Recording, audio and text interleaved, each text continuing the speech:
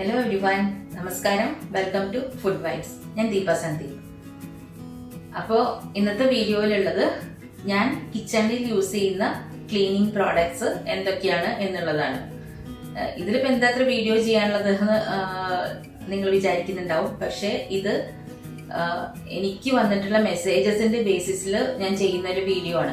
അതായത് ഞാൻ കഴിഞ്ഞ 2 വീഡിയോസ് ഇട്ടിട്ടുണ്ടായിരുന്നു. അതായത് എന്റെ യൂട്ടൻസിൽസിനെ കുറിച്ചിട്ട്, കാസ്റ്റ് അയണും അതേപോലെ സ്റ്റെയിൻലെസ് സ്റ്റീൽ യൂട്ടൻസിൽസിനെ കുറിച്ച്. അപ്പോൾ ആ വീഡിയോ കണ്ടു കഴിഞ്ഞതിന് ശേഷം ഒരുപാട് പേര് ഇത് എങ്ങനെയാണ് മെയിൻറ്റെയിൻ ചെയ്യുന്നത്, അല്ലെങ്കിൽ എന്തൊക്കെയാണ് കിച്ചൺ നീറ്റ് ആക്കി വെക്കാൻ വേണ്ടിയിട്ട് എന്തൊക്കെയാണ് ചെയ്യുന്നത് എന്ന് ചോദിച്ചിട്ട് ഒരുപാട് മെസ്സേജസ് ഉണ്ടായിരുന്നു. എന്റെ ചാനലോ അല്ലെങ്കിൽ പേജസ് ഒക്കെ നോക്കിക്കഴിഞ്ഞാൽ, എന്റെ ഷെയർസ് ഒക്കെ നോക്കിക്കഴിഞ്ഞിട്ടുണ്ടെങ്കിൽ അതിന്റെ താഴെ വന്നിട്ടുള്ള കമന്റ്സ് കണ്ടാൽ തന്നെ നിങ്ങൾക്ക് അറിയാൻ പറ്റും. അത്രയും കമന്റ്സ് ആയിരുന്നു ഈ ഒരു വീഡിയോ ചെയ്യണം എന്ന് പറഞ്ഞിട്ടുണ്ടായിരുന്നത്. അപ്പോൾ ആ ബേസിസിൽ ഞാൻ ചെയ്യുന്നതാണ് ഇത്.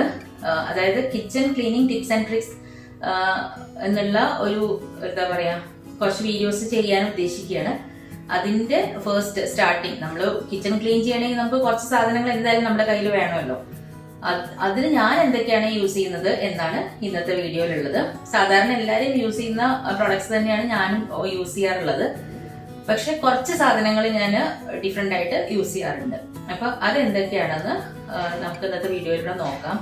പിന്നെ കിച്ചൺ ക്ലീൻ ആയിട്ട് മെയിൻറ്റെയിൻ ചെയ്യുക എന്ന് പറഞ്ഞു കഴിഞ്ഞാൽ നമുക്ക് ഒരു ദിവസം കൊണ്ട് നമുക്ക് ചെയ്യാൻ പറ്റുന്ന കാര്യമല്ല.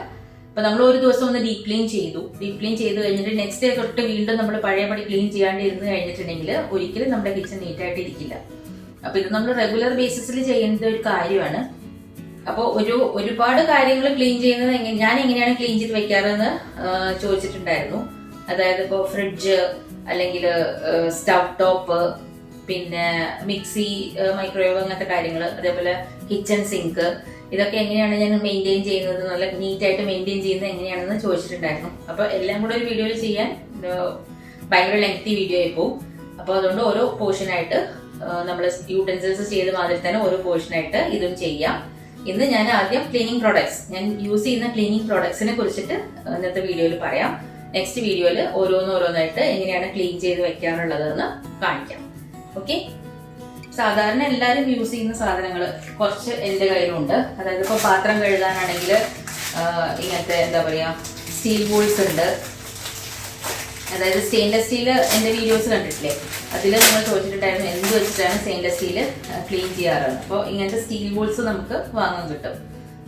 അത് യൂസ് ചെയ്തിട്ടാണ് ഞാൻ അധികവും സ്റ്റെയിൻലെസ് സ്റ്റീലിൻ്റെ പാത്രങ്ങൾ വാഷ് ചെയ്യാറ്. പിന്നെ സാധാരണ നമ്മുടെ എന്താ പറയുക വിനീഗർ, ബേക്കിംഗ് സോഡ, ഈ 3 സാധനങ്ങളാണ് സ്റ്റെയിൻലെസ് സ്റ്റീൽ ക്ലീൻ ചെയ്യാൻ വേണ്ടിയിട്ട് ഞാൻ യൂസ് ചെയ്യാറുള്ളത്. വിനീഗറും ബേക്കിംഗ് സോഡയും കൂടെ മിക്സ് ചെയ്യുക. ഒരുപാട് അങ്ങ് പിടിച്ചിട്ടൊക്കെ ഉണ്ടെങ്കിൽ, പാത്രങ്ങളുടെ മുകളിൽ ഒരുപാട് പിടിച്ചിട്ടുണ്ടെങ്കിൽ വിനീഗറും ബേക്കിംഗ് സോഡയും കൂടെ മിക്സ് ചെയ്യുക. എന്നിട്ട് കുറച്ച് നേരം ഒന്ന് തേച്ച് വെക്കുക അതിന്റെ മുകളിൽ. അത് കഴിഞ്ഞിട്ട് ഒരു 5 മിനിറ്റ്സ് കഴിഞ്ഞിട്ട് നന്നായിട്ട് സ്ക്രബ് ചെയ്ത് കഴിഞ്ഞാൽ തന്നെ അതിന്റെ ഇതെല്ലാം നല്ല നീറ്റ് ആയിട്ട് നമുക്ക് കിട്ടും. അതേപോലെ തന്നെ നമ്മുടെ കിച്ചൺ ടാപ്പുകളില്ലേ, കിച്ചൺ ടാപ്പിന്റെ മുകളിലൊക്കെ ഈ എന്താ പറയാ ഇങ്ങനെ ഒരു ഹാർഡ് വാട്ടർ സ്റ്റെയിൻ പോലെ കാണില്ലേ, വൈറ്റ് കളറിൽ ഇങ്ങനെ കുത്ത്, അത് പോവാനും ഞാൻ വിനീഗർ വെച്ചിട്ട് തന്നെയാണ് തുടയ്ക്കാറുള്ളത്. അപ്പൊ ഇതൊക്കെയാണ് നമ്മുടെ സ്റ്റെയിൻലെസ് സ്റ്റീൽ സാധനങ്ങൾ ക്ലീൻ ചെയ്യാൻ വേണ്ടിയിട്ട് യൂസ് ചെയ്യാറുള്ളത്.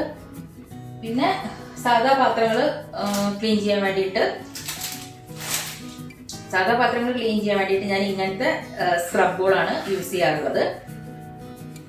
അല്ലാതെ ഒരു സ്പോഞ്ചും അതേപോലെ ഈ ഒരു മെറ്റീരിയലും കൂടെ വരുന്ന ഒരു സ്ക്രബ് ഉണ്ട്. ഞാനത് കിച്ചണിൽ യൂസ് ചെയ്യാറേ ഇല്ല. ഞാനത് ജസ്റ്റ് ബാത്റൂം ക്ലീൻ ചെയ്യാൻ മാത്രമേ യൂസ് ചെയ്യാറുള്ളൂ. കാരണം എന്താ വെച്ചാൽ എനിക്കത് യൂസ് ചെയ്ത് കഴിഞ്ഞിട്ടുണ്ടെങ്കിൽ അതിന്റെ ഒരു 2-3 ഡേയ്സ് കഴിഞ്ഞ് കഴിഞ്ഞിട്ടുണ്ടെങ്കിൽ അതിൽ ആ ഒരു സോപ്പും വെള്ളവും കൂടെ ഇരുന്നിട്ടാണോ എന്താണോ എന്ന് എനിക്കറിയില്ല, ഒരു ഭയങ്കര സ്മെല്ല് എനിക്ക് ഫീൽ ചെയ്യാറുണ്ട്. അപ്പൊ ഞാനത് കിച്ചണിൽ യൂസ് ചെയ്യാറേ ഇല്ല. നോൺ സ്റ്റിക്കും ഞാൻ ഇത് കുറച്ച് നമ്മൾ 2 ദിവസം യൂസ് ചെയ്ത് കഴിഞ്ഞിട്ടുണ്ടെങ്കിൽ ഇതങ്ങ് സോഫ്റ്റ് ആവും. അപ്പോൾ അഥവാ ഞാൻ നോൺ സ്റ്റിക്ക് ഞാൻ അങ്ങനെ യൂസ് ചെയ്യാറില്ല. അഥവാ യൂസ് ചെയ്യുകയാണെങ്കിൽ തന്നെ ഞാൻ ഇത് വെച്ചിട്ട് തന്നെയാണ് നോൺ സ്റ്റിക്കും ക്ലീൻ ചെയ്യാറുള്ളത്. പാൻ സ്കോറർ എന്നാണത്. ബ്രാൻഡ് നോക്കണ്ട, ബ്രാൻഡ് നിങ്ങൾക്ക് ഇഷ്ടമുള്ള ബ്രാൻഡ് വാങ്ങിക്കോളൂ. പിന്നെ നമ്മൾ നോർമൽ എന്താ പറയാ തുടയ്ക്കാൻ വേണ്ടിയിട്ട് യൂസ് ചെയ്യുന്നത്, അതായത് ഇപ്പോൾ കൗണ്ടർ ടോപ്പോ അല്ലെങ്കിൽ ഗ്യാസ് സ്റ്റവ്, അങ്ങനത്തെ നമ്മൾ വെള്ളമായി കഴിഞ്ഞാൽ നമ്മൾ തുടയ്ക്കാൻ വേണ്ടിയിട്ട് ഞാൻ യൂസ് ചെയ്യുന്നത് ഈ സ്പഞ്ച് ക്ലോത്ത് ആണ്. ഇങ്ങനെ ഇരിക്കും അത്. ഇത് ഞാൻ ഒരുപാട് വലുത്, അതായത് ഇതിന്റെ 2 രീതിയിലുള്ളത് നമുക്ക് കിട്ടാറുണ്ട്. ഞാൻ ഒരുപാട് ആ വലിയ ഇത് എടുക്കാറില്ല.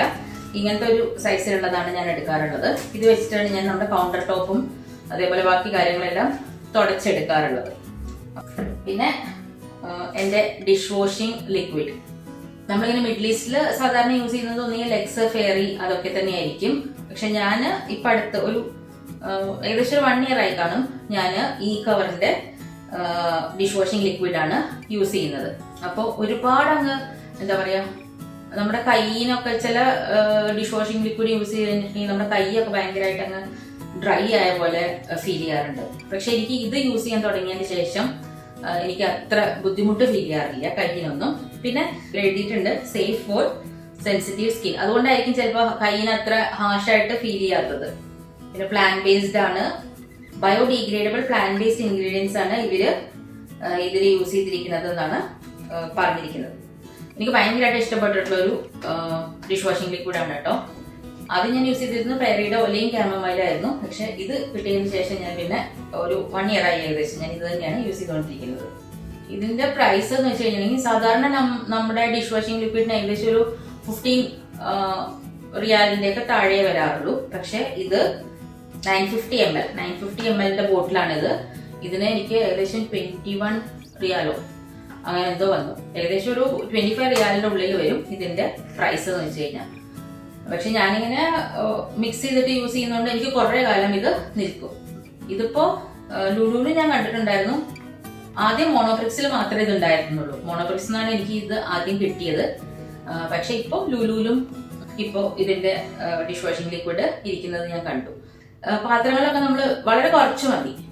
കുറച്ച് ഞാൻ അത് വേറൊരു കാര്യം. ഞാൻ എങ്ങനെയാ ഡിഷ് വാഷിംഗ് ലിക്വിഡ് യൂസ് ചെയ്യാന്ന് വെച്ചിട്ടുണ്ടെങ്കിൽ, ഇത് ഞാൻ ഇവിടുന്ന് സൂപ്പർ മാർക്കറ്റിൽ നിന്ന് വാങ്ങിയിട്ടുള്ള ഒരു സാധനമാണ്.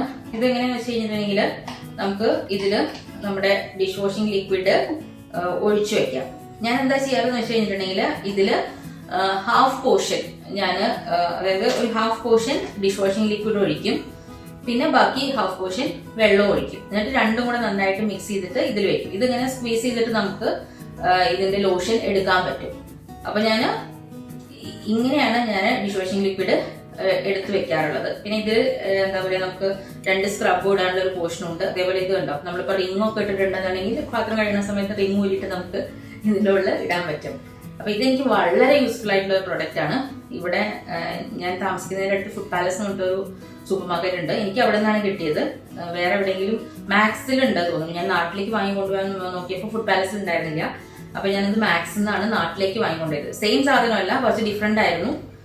പക്ഷെ ഇത് ആണ് എനിക്ക് കുറച്ചും കൂടെ യൂസ്ഫുൾ ആയിട്ട് തോന്നിയിട്ടുള്ളത്. അപ്പൊ ഞാൻ ഇങ്ങനെയാണ് ഡിഷ് വാഷിംഗ് ലിക്വിഡ് എടുത്തു വെക്കാറുള്ളത്. അതായത് half water half dish washing liquid എടുത്തിട്ട് ഇങ്ങനെ എടുത്തു വെക്കും. എന്നിട്ട് അത് യൂസ് ചെയ്തിട്ടാണ് ഞാൻ ക്ലീൻ ചെയ്യാറുള്ളത്. അപ്പൊ എന്താന്ന് വെച്ച് കഴിഞ്ഞാൽ നമുക്ക് പാത്രത്തിൽ നിന്ന് ആ സോപ്പിന്റെ ഇത് പോവാന് അത്ര ബുദ്ധിമുട്ടില്ല. നമ്മൾ എപ്പോഴും എന്താ പറയാ, കഴിക്കുന്ന പാത്രങ്ങളൊന്നും നമ്മൾ ഒരുപാട് ലോഷൻ ഇട്ടിട്ട് കഴുകേണ്ട ആവശ്യമില്ലല്ലോ. അപ്പൊ ഇങ്ങനെയാണ് ഞാൻ വാഷ് ചെയ്യാറുള്ളത്. പക്ഷെ മീന് അങ്ങനത്തെ സാധനങ്ങളൊക്കെ നമ്മൾ ഫ്രൈ ചെയ്ത പാത്രങ്ങളൊക്കെ ഉണ്ടെങ്കിൽ അത് ഞാൻ ശരിക്കും ലോഷൻ കുറച്ച് എടുത്തിട്ട് തന്നെ നന്നായിട്ട് വാഷ് ചെയ്യും. അതിനുശേഷം ഒന്നും കൂടെ ഈ ലോഷൻ ഇട്ടിട്ട് വാഷ് ചെയ്യാണ് ചെയ്യാറ്. ഇതിൽ വേണമെങ്കിൽ നമുക്ക് വിനീഗറും മിക്സ് ചെയ്ത് വെക്കാം. അതായത് വെള്ളത്തിന് പകരം വിനീഗറും ഈ വാഷിംഗ് ലിക്വിഡും കൂടെ മിക്സ് ചെയ്തിട്ട് വേണമെങ്കിലും വെക്കാം. അല്ലെങ്കിൽ ഇത് 3ഉം കൂടെ മിക്സ് ചെയ്തിട്ട് വേണമെങ്കിലും വെക്കാം. പക്ഷെ ഞാൻ വിനീഗർ അങ്ങനെ ഈ പാത്രം കഴുകുന്നതിൽ യൂസ് ചെയ്യാറില്ല. പിന്നെ ഇത് ഡയസോന്ന് കിട്ടിയതാണ്. ഒരു 10 റിയാലിന്റെ താഴെ ഉള്ളൂ. ഇതെന്താന്ന് വെച്ച് കഴിഞ്ഞിട്ടുണ്ടെങ്കിൽ ഇതിന്റെ ഈ ക്യാപ്പ് ഓപ്പൺ ചെയ്ത് കഴിഞ്ഞിട്ട് നമുക്ക് ഇതില് ലോഷൻ ഒഴിച്ചു വെക്കാം. നമ്മുടെ ഈ ലിക്വിഡ് ഒഴിച്ചു വെക്കാം. അപ്പൊ ഞാനിത് മെയിൻലി യൂസ് ചെയ്യുന്നത് സിങ്ക് ക്ലീൻ ചെയ്യാൻ വേണ്ടിയിട്ടാണ്. നമുക്ക് പാത്രങ്ങൾ കഴുകാൻ വേണമെങ്കിലും ഇത് യൂസ് ചെയ്യാം. ഒരു കുറച്ച് ഹാർഡായിട്ടുള്ള ഒരു എന്താ പറയാ ബ്രഷ് ആണെന്ന് മാത്രമേ ഉള്ളൂ. ഞാൻ സിങ്ക് ക്ലീൻ ചെയ്യാൻ മാത്രമേ ഇത് യൂസ് ചെയ്യാറുള്ളൂ. ഇതിൽ ലോഷൻ ഒഴിച്ച് വെച്ചിട്ടുണ്ടെങ്കിൽ ഇതിങ്ങനെ സ്ക്വീസ് ചെയ്തിട്ടുണ്ടെങ്കിൽ നമുക്ക് ലോഷൻ ഇതിലൂടെ താഴെ കൂടെ ലോഷൻ ഇതിന്റെ ഈ പോർഷനിൽ വരും.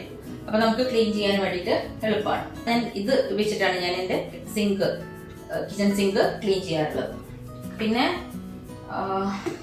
ഇത് മെത്തേഡിന്റെ multi surface non toxic surface cleaner, lavender സെന്റിലുള്ളത്. ഇത് വെച്ചിട്ടാണ് ഞാൻ എൻ്റെ എന്താ പറയാ കബോർഡിന്റെ ഡോറുകളൊക്കെ ഇല്ലേ അതും പിന്നെ ഈ നമ്മൾ ഒരുപാട് ഇപ്പോൾ ഫിഷോ ചിക്കനോ അങ്ങനെ എന്തെങ്കിലുമൊക്കെ കൗണ്ടർ ടോപ്പിൽ വെച്ചിട്ടുണ്ടെങ്കിൽ ഞാൻ ഇത് ജസ്റ്റ് ഒന്ന് സ്പ്രേ ചെയ്തിട്ട് നന്നായിട്ട് വൈപ്പ് ചെയ്തെടുക്കാറുണ്ട്. ഇതും പ്ലാൻ ബേസ്ഡ് ആണ്, പിന്നെ നല്ലൊരു മണമുണ്ട്. എനിക്ക് ഏറ്റവും ഹെൽപ്ഫുൾ ആയിട്ട് ഇത് തോന്നിയിട്ടുള്ളത് നമ്മുടെ കിച്ചൺ കബോർഡിന്റെ ഡോറുകൾ ക്ലീൻ ചെയ്യാൻ വേണ്ടിയിട്ടാണ്. അതായത് നമ്മളിപ്പോ എന്തെങ്കിലും ഫ്രൈ ചെയ്യേ അങ്ങനെയൊക്കെ ചെയ്ത് കഴിഞ്ഞിട്ടുണ്ടെങ്കിൽ ചില സമയത്ത് ഈ ക്യാബിനറ്റ് ഡോറിന്റെ മുകളിൽ ഇങ്ങനെ എണ്ണമയം വന്ന് നിൽക്കുന്നത് കാണാം. നമ്മൾ ഇവിടെയൊക്കെ എന്ന് വെച്ചാൽ 2 അപ്പാർട്ട്മെന്റ്സ് ആണ്, നമ്മുടെ അത്ര വലിയ കിച്ചണൊന്നും അല്ല, ചെറിയ കിച്ചൺ അല്ലേ. അപ്പൊ എന്തായാലും അതിന്റെ മുകളിൽ ഇങ്ങനെ എണ്ണമയമൊക്കെ വന്ന് നിൽക്കുന്നതോ കാണാം. അപ്പോൾ അത് ഞാൻ ഇതൊന്ന് ജസ്റ്റ് സ്പ്രേ ചെയ്തിട്ടാണ് തുടച്ചെടുക്കാറുള്ളത്. പെട്ടെന്ന് നീറ്റായിട്ട് നമുക്ക് കിട്ടും. പിന്നെ നല്ലൊരു മണവും ഉണ്ട്, അതിന് ഒരു ലാവൻഡറിന്റെ ഒരു സ്മെല്ലും ഉണ്ട്. പിന്നെ ഉള്ളത് കുറച്ച് നമ്മുടെ ഹോബിന്റെ മുകളിലും പിന്നെ ഗ്യാസിന്റെ ഇതിന്റെ എന്താ പറയാ ബർണറിന്റെ മുകളിലൊക്കെ കുറച്ചൊന്ന് ഒഴിച്ചിട്ടൊന്ന് ഇടയ്ക്ക് ഞാൻ ഇത് തുടച്ചെടുക്കാറുണ്ട്. ഇത് സ്മാക്കിന്റെ ഗ്യാസ് ക്ലീനർ. ഇതേപോലെ തന്നെ ചിലരുടെ സ്റ്റൗ ടോപ്പ് ഗ്ലാസ് ആയിരിക്കും.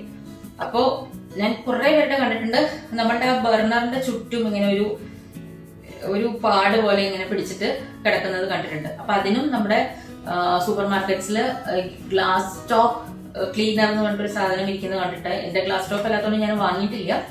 അത് വെച്ചിട്ട് ക്ലീൻ ചെയ്ത് കഴിഞ്ഞാൽ പോകും തന്നെയാണ് തോന്നുന്നത്. ഗ്ലാസ് ടോപ്പ് യൂസ് ചെയ്യുന്ന ആരെങ്കിലും ഉണ്ടെങ്കിൽ നിങ്ങൾ എങ്ങനെയാണ് മെയിൻറ്റെയിൻ ചെയ്യുന്നുള്ളതെന്ന് കമന്റ് സെക്ഷനിൽ പറഞ്ഞു കഴിഞ്ഞാൽ ഗ്ലാസ് സ്റ്റൗ ടോപ്സ് ഉള്ളവർക്ക് അത് ഹെൽപ്ഫുൾ ആയിരിക്കും. ഞാനത് യൂസ് ചെയ്യാത്തതുകൊണ്ട് എനിക്ക് അത്ര അറിയില്ല. അപ്പൊ ഞാൻ സ്റ്റൗ ക്ലീൻ ചെയ്യുന്നത് ഇത് വെച്ചിട്ടാണ്.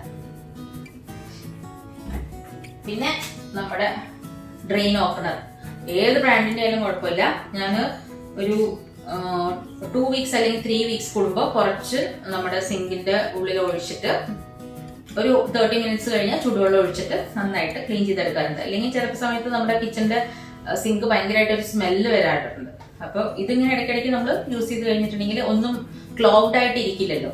അപ്പൊ നമുക്ക് നല്ല എന്താ പറയാ ബുദ്ധിമുട്ടൊന്നും ഇല്ലാണ്ട്, അതായത് വെള്ളം നിൽക്ക് അങ്ങനത്തെ പ്രശ്നങ്ങളൊന്നും വരില്ല. ഇതാണ് ഞാൻ യൂസ് ചെയ്യുന്ന വേറൊരു ക്ലീനിങ് ഐറ്റം. പിന്നെ നമ്മുടെ ടിഷ്യൂ, സാധാരണ എല്ലാവരുടെയും കിച്ചണിൽ ഉണ്ടാവുന്ന കിച്ചൺ ടിഷ്യൂസ് എല്ലാം. ഇപ്പൊ കുറച്ച് എണ്ണമയം ഒക്കെ ഉണ്ടെങ്കിൽ പെട്ടെന്ന് നമുക്ക് ക്ലീൻ ചെയ്തെടുക്കാനോ ഒക്കെ പറ്റുന്ന നമ്മുടെ സാധാരണ കിച്ചൺ ടിഷ്യൂ. പിന്നെ ഞാൻ എപ്പോഴും ഒരു ടർക്കി, അതായത് ഒരു നല്ല ക്ലോത്ത് ആയാലും മതി, അത് ഞാൻ എപ്പോഴും കിച്ചണിൽ വെക്കാറുണ്ട്. അതായത് നമ്മൾ എപ്പോഴും എനിക്ക് കൈ നനഞ്ഞ് ഇരിക്കുന്നത് ഒട്ടും ഇഷ്ടമല്ല. അപ്പൊ നമ്മള് എന്താ പറയാ പാത്രങ്ങൾ കഴുകി കഴിഞ്ഞാലോ അല്ലെങ്കിൽ കുക്കിങ്ങിന്റെ ഇടയിലോ എന്തെങ്കിലും കയ്യിൽ വെള്ളമോ അങ്ങനെയൊക്കെ ആകുമ്പോൾ എപ്പോഴും കൈ തുടയ്ക്കാൻ വേണ്ടിയിട്ട് ഒരു ടർക്കി ഞാൻ എപ്പോഴും കിച്ചണിൽ വെക്കാറുണ്ട്. പിന്നെ അതേപോലെ ഒരു എന്താ പറയാ ഇങ്ങനത്തെ ഒരു ക്ലോത്തും. ഇത് പാത്രങ്ങൾ എന്തെങ്കിലും നമുക്ക് തുടച്ചു വെക്കാനോ അങ്ങനെയൊക്കെ ഉണ്ടെങ്കിൽ യൂസ് ചെയ്യാൻ വേണ്ടിയിട്ടുള്ള ഇങ്ങനത്തെ ഒരു ക്ലോത്തും. അത് എന്തെങ്കിലും ഒരു നല്ല തുണി വെച്ചാലും മതി, നമ്മള് നല്ല നീറ്റ് ആയിട്ടുള്ള ഒരു തുണി വെച്ചാൽ മതി. പിന്നെ ഒരു 2 ദിവസം കൂടുമ്പോൾ ജസ്റ്റ് ഇതൊന്നും എടുത്തിട്ട് വാഷ് ചെയ്തിട്ട് വെക്കും ചെയ്യാം. ഞാൻ ഇങ്ങനത്തെ 2-3 വെക്കും. എന്നിട്ട് ഒരു 2 ദിവസം അല്ലെങ്കിൽ 3 ദിവസം കൂടുമ്പോൾ ഞാൻ ഇത് ഇടയ്ക്കിടയ്ക്ക് എടുത്തിട്ട് വാഷ് ചെയ്തിട്ട് മാറ്റും. ഡെയിലി വാഷ് ചെയ്യുകയാണെങ്കിൽ അത്രയും നല്ലത്. ഞാൻ ഡെയിലി ചെയ്യാറില്ല, പക്ഷെ 2 ഡേയ്സ് ഒക്കെ കൂടുമ്പോൾ എങ്ങനെയായാലും ഞാനത് വാഷ് ചെയ്തിട്ട് വെക്കാറുണ്ട്. പാത്രങ്ങൾ നമ്മൾ ഒരിക്കലും നനഞ്ഞ പാത്രങ്ങൾ, അതായത് വെള്ളത്തോടു കൂടി പാത്രങ്ങൾ ഒരിക്കലും നമ്മൾ കബോർഡ്സിനുള്ളിൽ വെക്കരുത്. അപ്പൊ അത് എന്താ പറയാ ഒരു സ്മെല്ല് വരാനോ അല്ലെങ്കിൽ ഫംഗസ് ഇതൊക്കെ, നമ്മൾ കുറെ ദിവസം യൂസ് ചെയ്യാത്ത പാത്രമാണ് നനഞ്ഞ് ആ ഈർപ്പത്തോടെ നമ്മൾ കബോർഡിനുള്ളിലേക്ക് വെച്ച് കഴിഞ്ഞിട്ടുണ്ടെങ്കിൽ അത് ഫംഗസ് വരാനും ഒക്കെ ചാൻസ് ഉണ്ട്. അപ്പൊ അതുകൊണ്ട് എപ്പോഴും നന്നായിട്ട് തുടച്ചിട്ട് വെക്കുക. അതിന് വേണ്ടിയിട്ട് നമ്മളൊരു തുണി എപ്പോഴും കിച്ചണിൽ വെക്കുന്നത് നല്ലതായിരിക്കും. തുടച്ചിട്ട് ഒന്ന് കുറച്ച് നേരം ഒരു കൗണ്ടർ ടോപ്പിലൂടെ വെച്ച് കഴിഞ്ഞാൽ നന്നായിട്ട് അത് ഉണങ്ങി കിട്ടുമല്ലോ. അതിനുശേഷം കബോർഡിനുള്ളിലേക്ക് എടുത്തു വെച്ചാൽ മതി. പിന്നെ ഞാൻ കിച്ചണിൽ യൂസ് ചെയ്യുന്നതാണ്, ഇത് ക്ലീനിങ് എന്ന് പറയാൻ പറ്റില്ല, പക്ഷെ കിച്ചൺ നല്ല ഒരു എന്താ പറയാ പ്ലസന്റ് സ്മെല്ല് കിച്ചണിൽ എപ്പോഴും ഉണ്ടാവാൻ വേണ്ടിയിട്ട് ഞാൻ കുക്കിംഗ് ഒക്കെ കഴിഞ്ഞ് കഴിഞ്ഞിട്ടുണ്ടെങ്കിൽ, അതായത് പ്രത്യേകിച്ച് നമ്മൾ ഫ്രൈ എന്തെങ്കിലും ചെയ്ത് കഴിഞ്ഞിട്ടുണ്ടെങ്കിൽ ഫിഷോ അല്ലെങ്കിൽ ചിക്കനോ എന്തെങ്കിലും ഫ്രൈ ചെയ്ത് കഴിഞ്ഞിട്ടുണ്ടെങ്കിൽ ഞാനൊരു കാൻഡില് ജസ്റ്റ് ഒന്ന് കത്തിച്ച് വെക്കാറുണ്ട്. അത് ഏത് സെന്റഡ് കാൻഡിലായാലും കുഴപ്പമില്ല, അത് ഞാനൊന്ന് കത്തിച്ചിട്ട് കിച്ചണിൽ വെക്കാറുണ്ട്. അപ്പോൾ ഇത്രയൊക്കെയാണ് ഞാൻ യൂസ് ചെയ്യുന്ന എന്താ പറയാ ക്ലീനിങ് മെറ്റീരിയൽസ് കിച്ചണിൽ. ഇനി ഇത് ഈ വീഡിയോയിൽ തന്നെ നമ്മൾ ക്ലീനിങ്, അതായത് ഇപ്പോൾ ചോദിച്ചിട്ടുണ്ടായിരുന്ന 2 കാര്യങ്ങൾ, കിച്ചൺ സിങ്ക് എങ്ങനെയാണ് ക്ലീൻ ചെയ്യുക, അതേപോലെ സ്റ്റൗ ടോപ്പ് എങ്ങനെയാണ് ക്ലീൻ ചെയ്യുക, ഈ 2 കാര്യങ്ങളുമായിരുന്നു മെയിൻ ആയിട്ട് കുറെ പേര് ചോദിച്ചിട്ടുണ്ടായിരുന്നത്. അപ്പൊ അത് ഈ വീഡിയോ തന്നെ കവർ ചെയ്ത് കഴിയുമ്പോഴേക്കും ഒരുപാട് ലെങ്തി വീഡിയോ ആവും. അതുകൊണ്ട് നെക്സ്റ്റ് വീഡിയോയിൽ ഞാൻ എങ്ങനെയാണ് ക്ലീൻ ചെയ്യാറെന്നും പറഞ്ഞു തരാം. അപ്പോൾ എല്ലാവർക്കും വീഡിയോ യൂസ്ഫുൾ ആവുമെന്ന് വിചാരിക്കുന്നു. പിന്നെ ആദ്യമായിട്ട് വീഡിയോ കാണുന്നവരാണെങ്കിൽ വീഡിയോസ് ഇഷ്ടമായിട്ടുണ്ടെങ്കിൽ അല്ലെങ്കിൽ ചാനൽ ഇഷ്ടമായിട്ടുണ്ടെന്നുണ്ടെങ്കിൽ സബ്സ്ക്രൈബ് ചെയ്യാൻ മറക്കരുത്. അതേപോലെ ഫ്രണ്ട്സും ഫാമിലിയൊക്കെ ആയിട്ടൊന്ന് ഷെയർ ചെയ്യണം. പിന്നെ നിങ്ങളുടെ ഫീഡ്ബാക്സ് കമന്റിലൂടെ അറിയിക്കാനും മറക്കരുത്. അപ്പൊ അടുത്ത വീഡിയോയിൽ നെക്സ്റ്റ് ക്ലീനിങ് ടിപ്പുമായിട്ട് കാണാം. Thank you for watching.